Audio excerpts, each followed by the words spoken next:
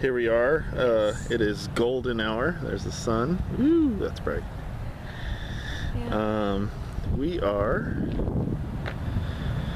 just on this side of the University Town Center Mall by Dillard's. You got Circus Sarasota over there. Yep, that's correct, Circus Sarasota. And then there's this retention pond right here. So earlier today, I was flying Drone Epsilon. I had taken the altitude parameters off, so I took it up and up and up and up and up and up.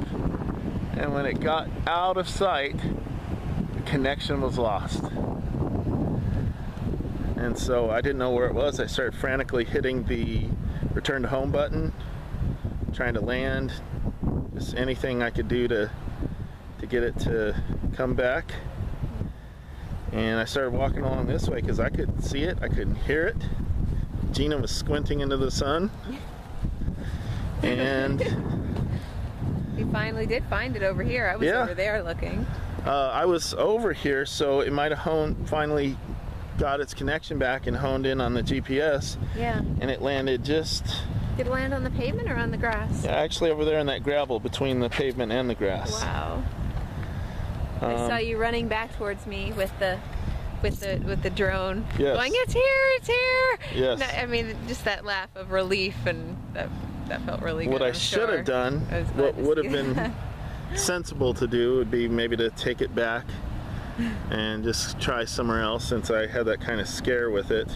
One theory I have is that I moved the Sky Viper app to the external storage on my phone, and I've heard sometimes that the apps don't work as well when they're on the external storage, so I may try moving it back to the internal storage, and hopefully I won't have any connection issues.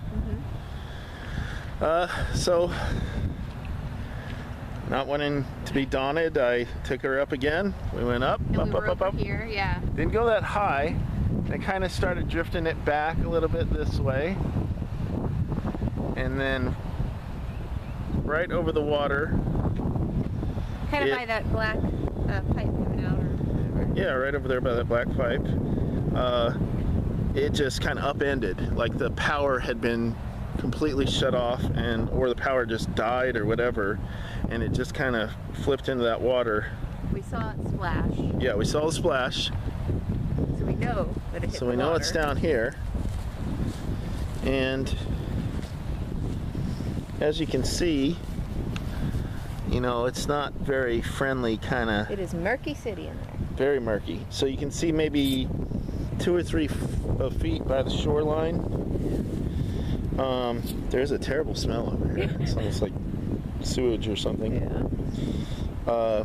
And we don't know if there's any alligators here in this water. I don't see any alligator signs, but that doesn't mean anything. So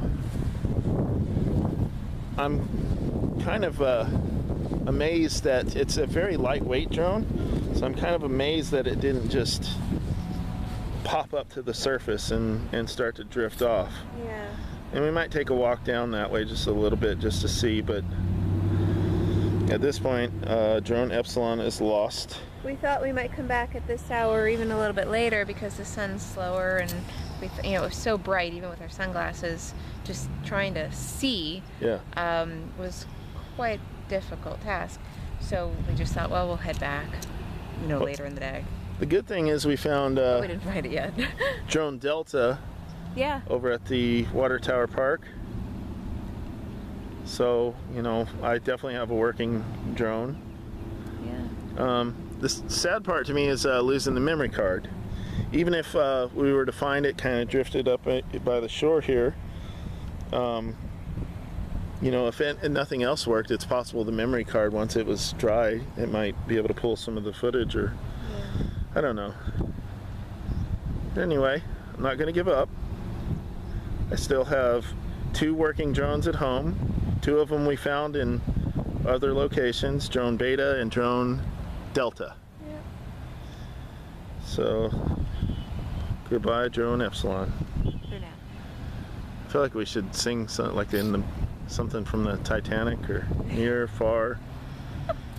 Wherever you are.